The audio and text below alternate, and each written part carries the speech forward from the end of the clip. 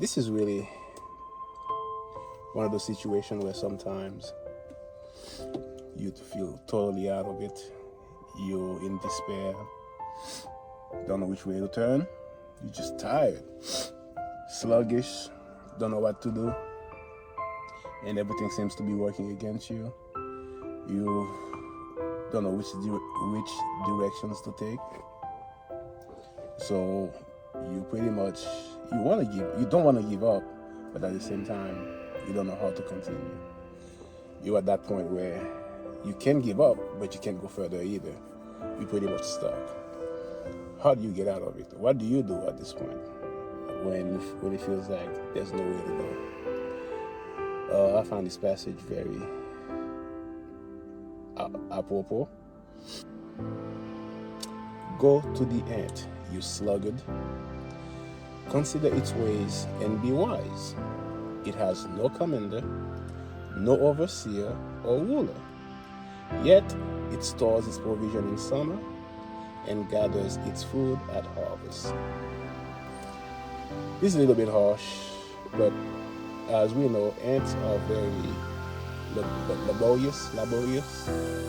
They work all the time. They don't take breaks, and they are pretty much the hardest working living species that we know. They don't complain. They don't whine.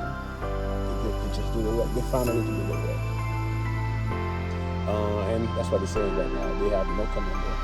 It has no commander, no overseer or ruler.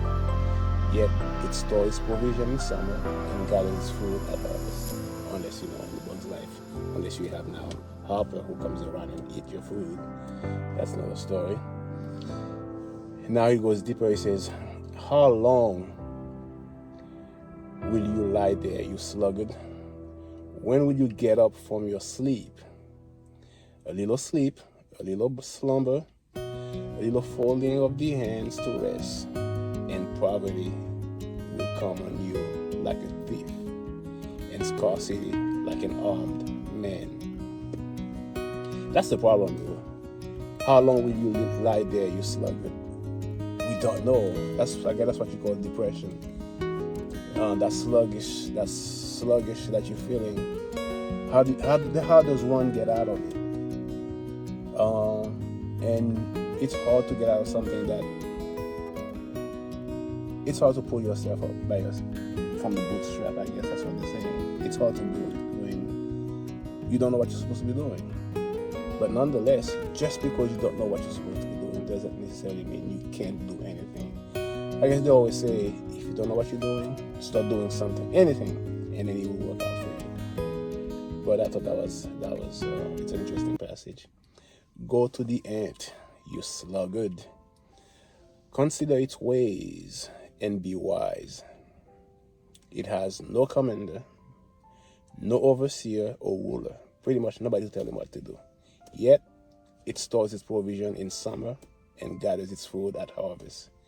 Even though the ant does not have any leadership, any leaders guiding them to where they're supposed to be going, what they're supposed to be doing, they still somehow manage to get it done. However, what this one fails to underline is they don't walk alone. They do not walk alone. When one eats, they all eat. Because you will see an ant walking around and discover a grain of sugar that he cannot pick it up. And before you know it, there's an army of ants around just carrying that grain of sugar. Because the ant will come in, see the sugar, find the sugar, and realize that he cannot pick it up by himself. He's like, okay, I'll come back. Goes back home, grab the posse, and before you know it, that sugar will make it to the colony or wherever they live, to that village, because they work together.